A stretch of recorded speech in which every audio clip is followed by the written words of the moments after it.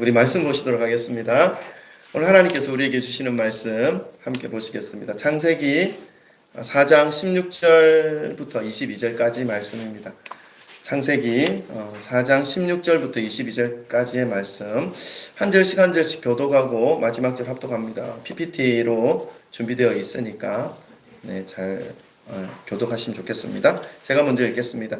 가인이 여호와 앞을 떠나서 에덴 동쪽 노 땅에 거주하더니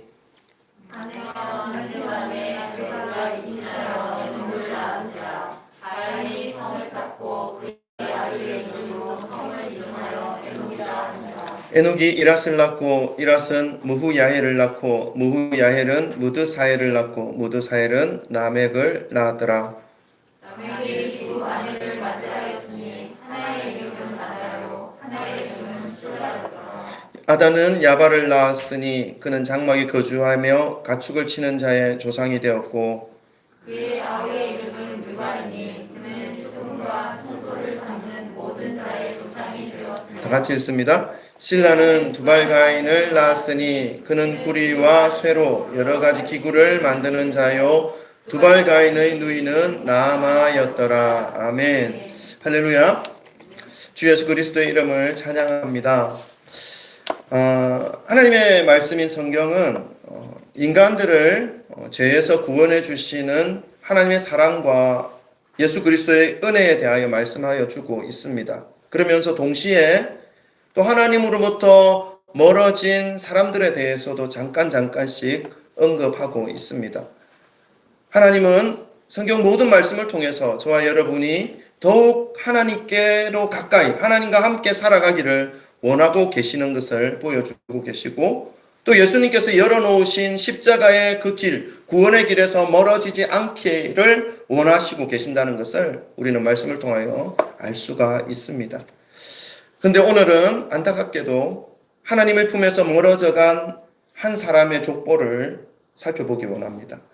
그들이 형성한 사회와 문화가 어떤 것들인지를 함께 살펴보고 하나님과 멀어져서 형성된 문화가 왜 위험한지 그것에 대해서도 짧은 시간이지만 함께 묵상해 보는 시간을 갖고자 합니다. 이 시간 성령님께서 여러분 한 분 한 분의 삶 가운데 깨달음을 허락해 주시기를 소망하는 마음으로 말씀을 전하겠습니다. 우리 오늘도 앞뒤 좌우를 돌아보시면서 사랑 고백 나누고 말씀을 받도록 하겠습니다. 돌아보시면 사랑합니다. 축복합니다. 잘 오셨습니다. 할렐루야, 할렐루야, 할렐루야, 아멘. 감사합니다. 네, 감사합니다. 여러분, 굳다, 딱딱해진다 라는 의미를 한번 생각해 본다면요. 이런 굳는다, 딱딱해진다 하는 이런 느낌은 우리에게 좋은 느낌으로 다가오기보다는 안 좋은 느낌으로 다가오는 우리의 주변에 어떤 현상들이 참으로 많이 있습니다. 어떤 것이 있습니까? 피부가 굳고 딱딱해지면 각질이 되지 않습니까? 이 각질이 되면 참 피부가 갈라지기도 하고 별로 도움이 안 됩니다. 또 혈관이 또 굳고 딱딱해지면 병에 걸리죠. 동맥경화입니다. 또 간이 딱딱해지면 간경화가 일어나고요. 그래서 우리가 매일 사용하는 이 근육이 조금씩 굳어지고 딱딱해지는 병도 있죠. 류게릭병이라든가 파킨슨병이라든가 이런 딱딱하고 또 굳어지는 이런 것들은 좋은 의미로 다가오기보다는 안 좋은 의미로 다가오는 것들이 참으로 많이 있습니다.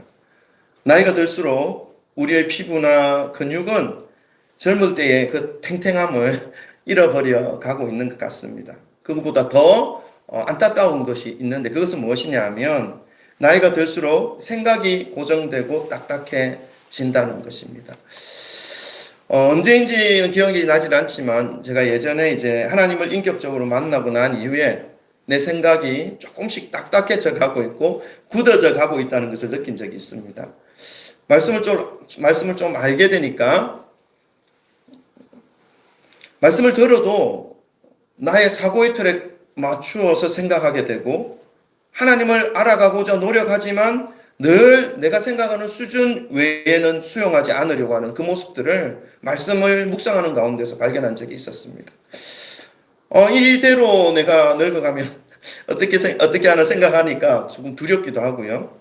그때부터 하루도 빠짐없이 기도하고 있습니다. 새벽 기도마다 짧게라도 기도하고 있는데 그건 뭐냐 하면 이 나의 육신은 점점 늙어가더라도 하나님 앞에서의 나의 생각, 나의 영혼은 딱딱하고 굳어져서는 안 되겠다. 하나님의 뜻을 잘못 이해하는, 오해하는 일이 없었으면 좋겠다.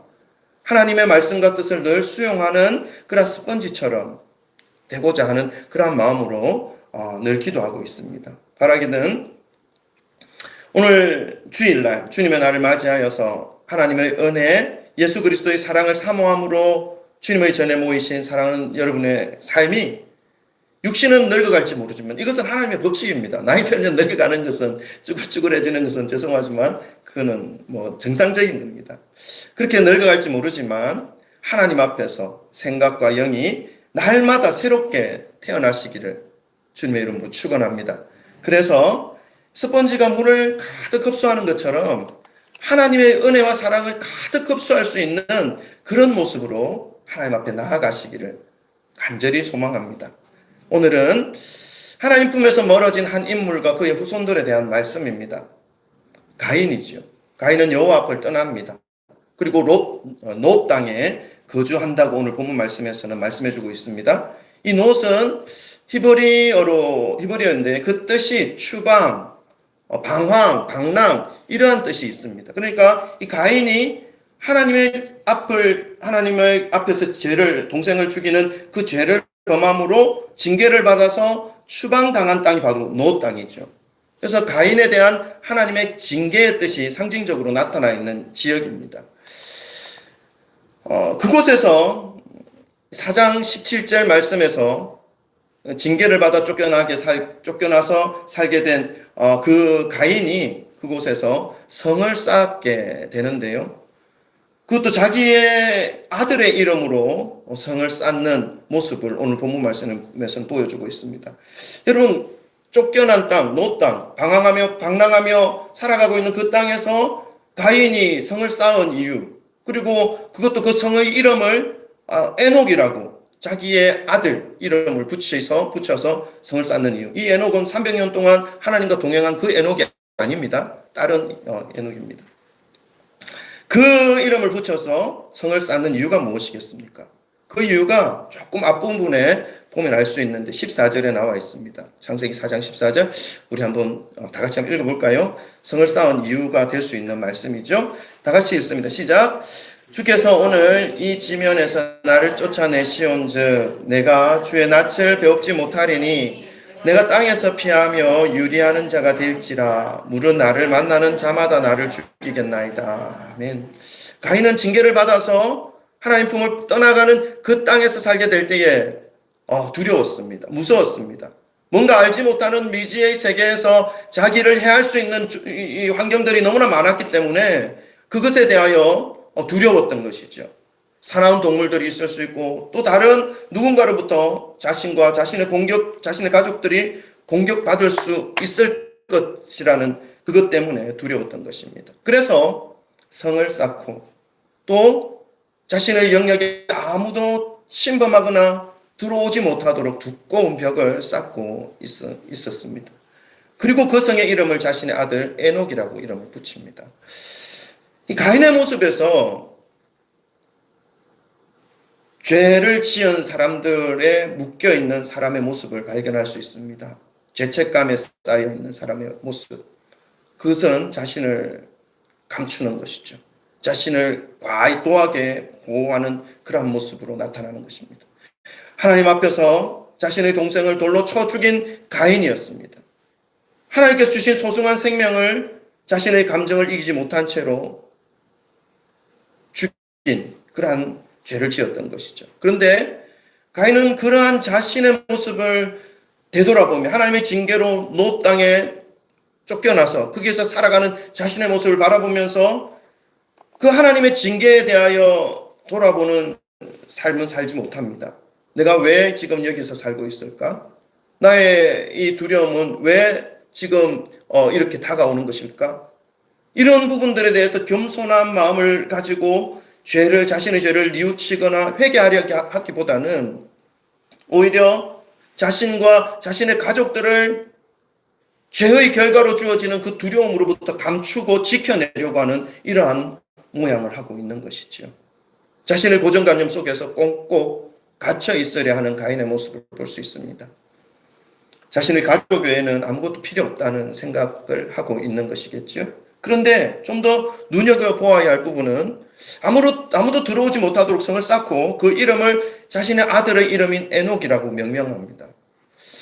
이것을 통해서 가인의 이러한 모습을 통해서 우리는 무엇을 알 수 있습니까? 가인의 심리 상태를 한번 생각해 볼 수 있는 겁니다. 성경에는 뭐 심리 상태가 그렇게 기록되어져 있지 않습니다. 그러나 하나님이 주신 지혜로 우리가 한번 생각해 보는 것이죠. 이 가인의 생각, 우리끼리 잘 살자. 가족을 지키고 보호하려고 하는 가인의 마음이 나타나 있는 것입니다. 자신의 죄로 인한 징계로 찾아오는 그 불안과 위험을 자신의 힘으로 이겨내려고 하는 그런 모습이죠. 가인의 그 마음 속에는, 그 두려움 속에서 하나님이 없습니다.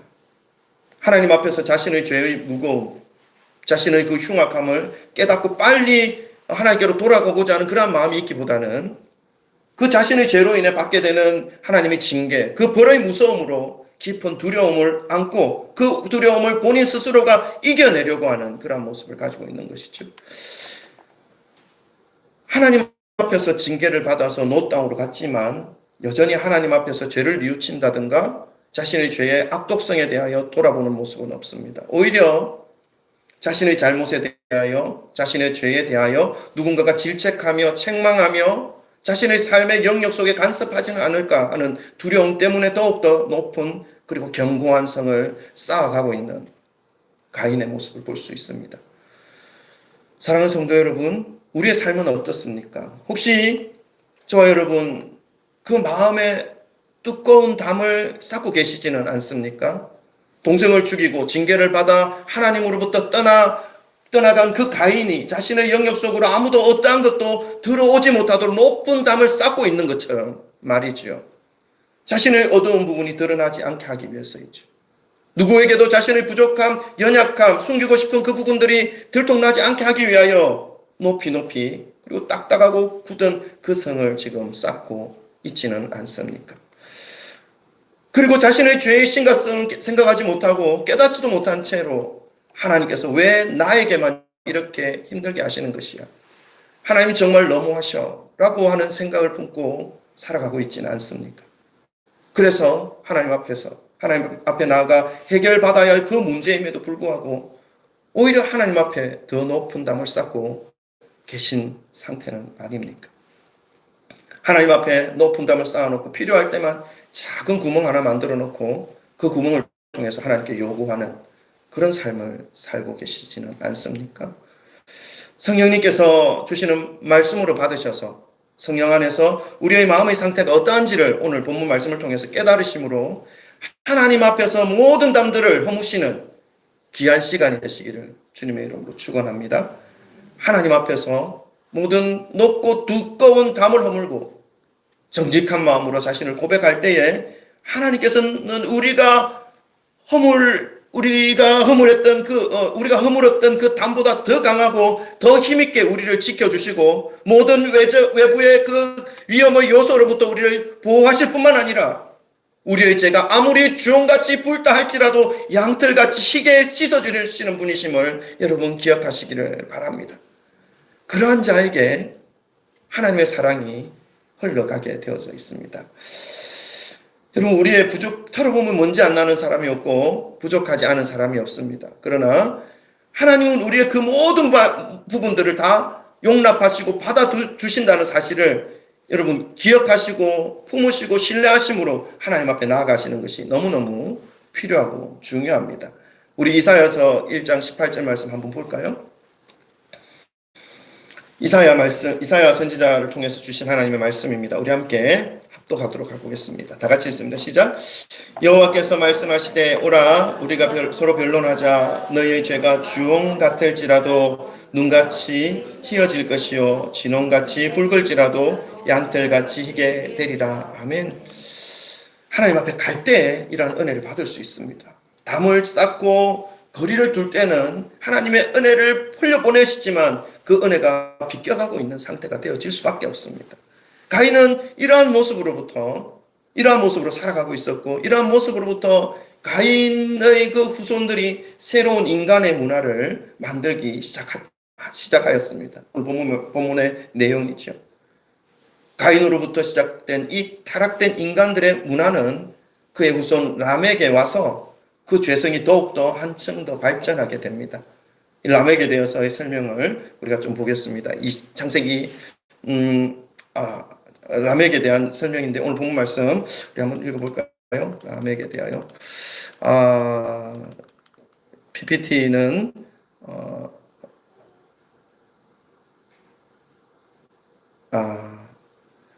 19절입니다. 19절, 4장 19절. 제가 읽을게요. 여러분 들으십시오. 라멕이 두 아내를 맞이하였으니 하나의 이름은 아다요, 하나의 이름은 실라였더라. 그러니까 이 라멕에 와서 문화의 꽃을 피웠는데 그 라멕의 모습은 두 명의 아내를 두었다라고 말씀하고 있습니다. 이 모습은 이 라멕의 때에 왔을 때에 세상의 죄가 더욱더 관영해졌다라는 것을 의미하는 것이죠. 왜냐하면 하나님은 가정을 만드셨을 때에 한 사람의 남자와 한 사람의 여자가 함께 하나가 되어서 일부일처의 가정으로 만들어 주셨는데 이 라멕의 때에 와서 그것을 허물고 일부 다처의 모습이 되어져 버린 것입니다. 이런 모습을 볼 때에 분명히 이 제약된 본능에 따라가는 삶의 지금 모습을 살아가고 있다라는 것을 가인의 후손들이 살아가고 있다는 것을 알 수 있습니다. 여러분 인간의 이 본능을 따라서 살아가는 삶의 모양이 나타날 때에는 여지없이 죄의 모습으로 흘러가게 되어져 있습니다. 이러한 죄의 모습으로 탄생되어진 이 가정의 모습 속에서 그의 자녀들이 새로운 인간의 문화를 만들었다라고 오늘 본문 말씀을 말씀하고 있는데 20절부터 22절을 한번 읽어볼까요? 4장 20절부터 22절 다 같이 함께 읽어보겠습니다. 20절부터 22절 함께 합독합니다. 다 같이 읽습니다. 시작. 아다는 야발을 낳았으니 그는 장막에 거주하며 가축을 치는 자의 조상이 되었고 그의 아우의 이름은 유발이니 그는 수금과 퉁소를 잡는 모든 자의 조상이 되었으며 실라는 두발 가인을 낳았으니 그는 구리와 쇠로 여러 가지 기구를 만드는 자요 두발 가인의 누이는 나아마였더라. 이 두 여인 라멕의 두 여인으로부터 낳은 아들들의 이름을 거론하면서 그들이 만든 각자의 문화를 설명하고 있습니다. 야발에 대해서 우리가 한번 좀 먼저 보겠습니다. 장막에 거주하며 가축을 치는 자의 조상이 되었다. 이런 이 의미는 열심히 일하는 사람의 조상이 되었다는 것입니다. 그러나 이 야발에게는 하나님을 인식하거나 예배하거나 하나님께 대한 감사의 어떠한 모습도 나타나고 있지 않습니다. 왜냐하면 가인의 후손으로 철저히 하나님과 분리된 삶을 지금 살아온 상태로 지금 맞이하고 있는 문화이기 때문에 그렇습니다. 자신만의 만족을 위해서 자신의 그 장막 안에서 자신과 자신의 가족에 대한 삶의 편안함만을 위해서 가축을 치는 사람의 조상이 되었다는 말씀입니다. 여러분, 우리의 모습도 우리가 하나님을 생각하지 못하고 하나님과 멀어질 때에 여전히 우리는 나와 내 가족에 집중된 삶을 살아갈 수밖에 없습니다. 그리고 아침부터 저녁 늦게까지 열심히 일을 하지만 결국은 나머지 지나간 세월을 흘려보내고 난 다음에 우리가 맞이하는 것은 공허함이고 늙어져 있는 우리의 연약해져 있는 육신의 모습밖에 없는 것이죠. 우리의 삶을 야발처럼 살아서는 안 되겠다는 것을 우리가 한번 더 생각해 보시고요. 그리고 21절 그의 동생 유발이 나옵니다. 우리 유발도 우리가 읽었는데 그는 수금과 퉁소를 잡는 사람들의 조상이 되었다라고 말씀하고 있습니다. 아주 좋은 달란트들을 가지고 살았다는 것입니다. 재주가 다양하다는 것입니다. 오늘날의 모습을 우리가 살핀다면 어떤 연예인이나 혹은 노래를 잘하거나 악기를 잘 다룰 줄 아는 그러한 사람의 정도로 볼 수가 있습니다. 자신이 가진 그 재주와 달란트를 가지고 사람들에게 많은 인기를 얻을 수 있는 그러한 사람의 모습인 것이죠. 그리고 그러한 재능으로 재산도 누릴 수 있는 그러한 사람입니다. 그러나 우리가 생각해 볼 게 있습니다, 여러분. 그런 재능이 어디서부터 주어졌는 것인지에 대하여 우리가 기억해야 하는 것이죠. 그 재능 누구에게서 받은 것인지를 생각해낼 수 있어야 됩니다. 그것을 생각하지 못할 때는 어떻습니까? 당연한 것으로 알죠. 내가 가지고 있는 그 재능. 그래서 어떻습니까? 자신의 높임만을 위해서 그 재능을 개발하고 그리고 노력하는 것입니다. 그리고 사람들이 자신을 더 많이 알아주는 것에 대하여 기뻐하고 희열을 느낄 수 있습니다. 그러나 그것이 영원하지 않죠. 그 시간이 끝나면 어떻습니까? 연예인들이 왜 공허함을 많이 느낍니까? 많은 사람들의 환호와 갈채 속에 그 이름이 아름답게 보여지지만 사람들이 하나둘씩 자신 곁에서 떠나갔을 때 홀로 덩그러니 놓여져 있는 그 모습은 견딜 수 없는 외로움과 군중성의 고독의 모습을 가지고 있기에 연예인들은 늘 불안함과 외로움 속에 살아가고 있는 것입니다. 여러분, 우리에게 어떤 달란트들, 주어진 재능들이 있다면 그것에 대하여 어디서부터 왔는지, 누구로부터 왔는지를 기억하시며 바르게 사용하시기를 바랍니다. 교회 내에서도 참 많은 재능들이 있지 않습니까? 피아노도 섬기거나, 또 기타로, 드럼으로 섬기거나, 또 싱어로 섬기거나, 또 다른 사람들의 마음을 편안하게 위로하고 상담해 주시는 그러한 어떤 은사와 달란트를 가지신 분들도 참으로 교회는 많이 있습니다. 여러분, 그것을 어떻게 사용할 것인지, 어떤 모양으로 사용할 것인지, 나를 위하여, 나의 이름을 높이기 위하여, 나의 어떤 관심을 나에게 사람들에게 끌게 하기 위하여 사용할 것인지, 아니요. 그렇게 하면 할수록 외로움과 공허함밖에 없다는 사실을 여러분 기억하시기를 바랍니다. 하나님이 주신 달란트를 주님의 영광을 위하여 사용하실 때에 하나님은 우리를 더욱더 아름다운 모습으로, 더욱더 밝은 모습으로, 더욱더 많은 사람들에게 은혜와 힘을 끼쳐줄 수 있는 그러한 은혜의 도구로 사용되어질 수 있게 되는 것입니다. 그러나 가인의 후손 이 야발은 이러한 일들을 하지 못하고 그러한 자신의 재능을 그냥 세상의 기쁨과 즐거움으로 사용했다는 것을 알 수 있습니다. 왜 제가 이렇게 말씀을 드릴 수 있냐 하면 창세기 6장에 가서 이들이 만들어 놓은 그 문화의 결과물이 나타나고 있기 때문에 그렇습니다. 지금 본문에서는 그것에 대하여 잘 이해할 수 없지만 계속 읽어보면 나옵니다. 제가 말씀을 드리겠습니다.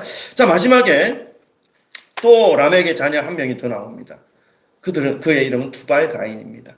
구리와 쇠로 여러 가지 기구를 만들어 아주 실생활에 편리하게, 유용하게 사용할 수 있는 물건들을 잘 만들었던 사람이죠. 무거운 짐을 옮길 필요가 있을 때는 짐을 들 수 있는 기구도 만들어서, 그리고 또 고기를 잘라 먹고 싶을 땐 칼을 만들기도 하고, 또 사냥을 잘하기 위해서 어떤 도구를 만들어서 편리하게 사람들에게 도움을 주는 그런 재능을 가진 사람이 두발 가인이었습니다. 이런 도움을 받기는 했지만, 세상의 실생활에서 도움이 되었긴 했지만 그 역효과도 나타나는 것이죠. 인류 역사의 문화를 본다면 이 철제가 나타나고 도구가 만들어질 때부터 무엇이 발생합니까? 계급사회가 발생합니다.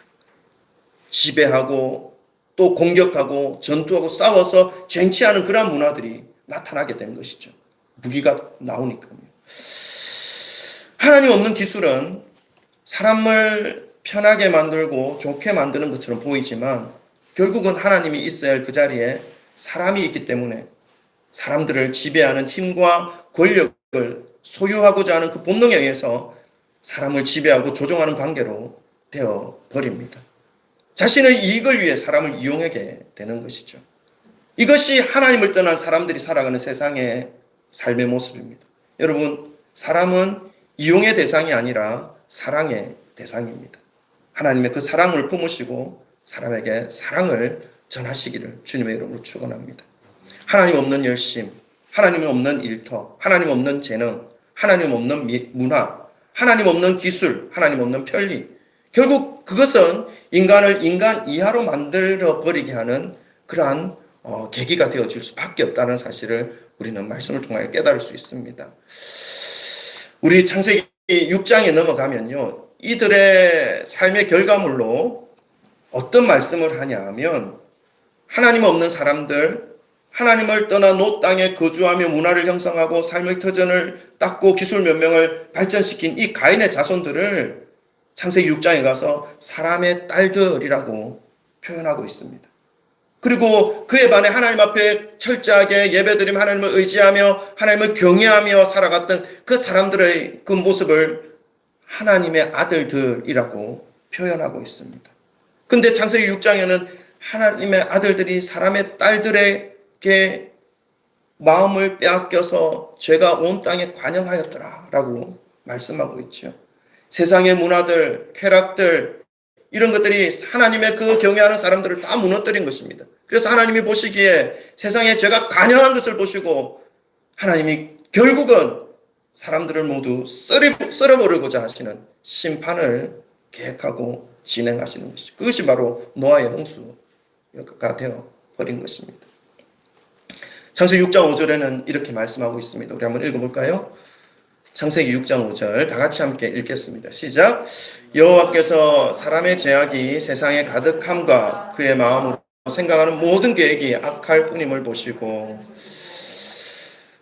그 세상의 문화, 하나님 없이 떠나버린 그 사람들의 발전시킨 그 문화를 통해서 하나님의 아들들의 그 모습까지 무너뜨린 이 세상이 되어버림으로 말미암아 오히려 사람을 편안하게 하고 사람을 발전시키고 사람을 편리하게 만들어 주었던 그 모든 문명들이 사람을 썰어버리게 되는 그러한 계기가 되어버린 모습을 우리는 발견할 수 있습니다.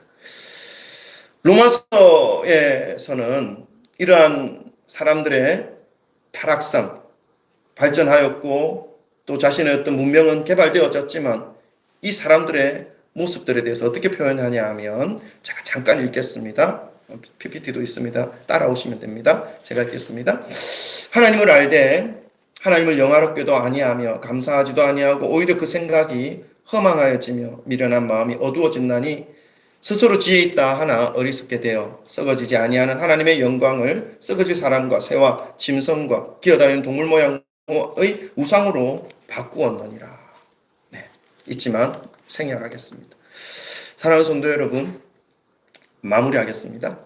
하나님 없는 세상이 좋아 보이고 달콤해 보여도 하나님 없는 인간 중심의 문화, 사회, 기술, 교육은 결국 하나님으로부터 인간을 더 멀리 떠나가게 하고 결국 인간이 만든 것들 가운데 인간이 고립되어 버리는 그러한 하나님의 형상을 완전히 잃어버리게 되는 그러한 결과물을 가지게 될 뿐입니다. 그리고 또 하나님 없이도 아무 문제 없이 살아갈 수 있다라고 생각하는 인간의 그 교만함으로 인해서 하나님의 마음을 더 아프게 하고 하나님을 더 노엽게 하는 계기가 되어버립니다.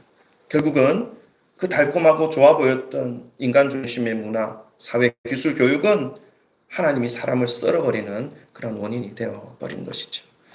여러분 기억하시기를 바랍니다. 여러분이 열심히 일하는 일터에서 여러분이 가진 재능과 달란트를 그곳에서 사용하는 그곳에서 자신이 가진 기술들을 연구하고 개발하는 그 시간 그 장소 속에서 나에게 소중한 일들을 허락하신 분, 나에게 귀한 재능과 달란트를 허락하신 분, 나에게 남들에게 도움을 줄 수 있는 좋은 기술들을 허락하신 그 하나님을 기억하시면서 감사하시면서 그러한 소중한 것들을 통해서 하나님의 영광을 드러내시고 하나님께서 사랑하시는 세상의 그 죽어가는 영혼들을 살리기 위해서 주님의 손에 쓰임 받으시는 그러한 저와 여러분 되시기를 주님의 이름으로 축원합니다. 그렇게 될 때에 이 인간은 더욱더 하나님 앞에서 아름다운 모습으로 회복되어질 것이고 온 인류가 나뿐만 아니라 나와 함께 살아가는 그 영혼 심령들이 주님 앞에서 새로운 심령으로 회복되어지고 주님이 주시는 세상이 알 수 없는 참된 평안과 은혜와 축복과 하나님이 함께 하시는 그 형통의 복을 받아 누릴 수가 있게 되는 것입니다. 나에게 뭔가 있다고 교만하여서 하나님 없이도 살아갈 수 있다고 생각하는 그 마음으로는 여러분 참된 행복과 기쁨을 누릴 수 없습니다. 하나님이 함께 해주셔야 우리의 존재의 의미가 바르게 세워질 수 있고 내가 참으로 어떤 존재인지 내가 누구인지 나의 정체를 바르게 깨달을 수 있게 되는 것이죠. 종교개혁가 칼빈은 기독교 강요에서 이렇게 말합니다. 인간의 인간됨을 가장 잘 알 수 있는 방법은 무엇인가?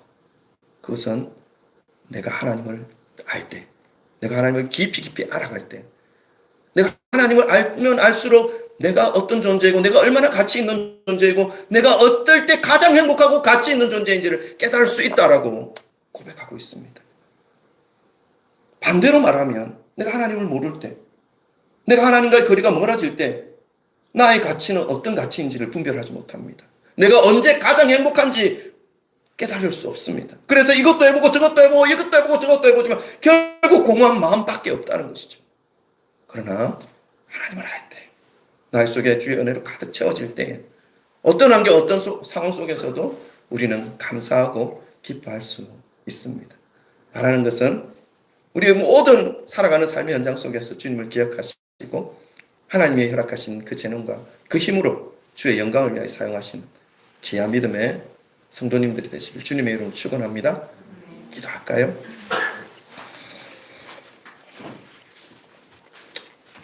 여러분, 어떤 누구에게도 하나님은 귀한 은혜를 주셨고 은사를 주셨고 재능을 주셨습니다. 그냥 의미 없이 이 땅에 왔다가 가는 사람은 아무도 없습니다. 하나님의 목적이 있습니다. 그 목적을 우리가 어떻게 알 수 있는가? 그것은 하나님께로 갈 때 알 수 있습니다. 그리고 그 하나님 앞에 설 때에 우리가 누구인지, 내가 어떨 때 가장 행복한지, 내가 어떨 때 가장 가치 있는 그러한 자의 모습이 되는지를 깨달을 수 있습니다. 여러분, 지금까지 어떻게 살아왔든 상관없습니다. 이제부터 하나님과 더 가까이 가기를 원합니다. 가까이서 살아가기를 원합니다. 하나님이 더 많이 알기를 원합니다. 하나님이 나를 향하신 그 사랑이 크다고 하는데 그 사랑이 얼마나 크고 깊고 넓고 높은지 제가 깨닫기를 원합니다. 하나님, 제가 주님 앞에 있을 때마다 주님 그것을 가르쳐 주시고 알려주셔서 주님을 더 깊이 알아가고 이 땅에서 살아가는 30년, 60년, 100년 그 세월 동안 주님을 더 닮고 주님을 더 닮아가서 마지막 순간에 가장 아름다운 모습으로 주님 품에 안기는 그런 저의 모습이 되게 해달라고 우리 함께 주여 3번 부르시고 기도하도록 하겠습니다. 기도합니다. 주여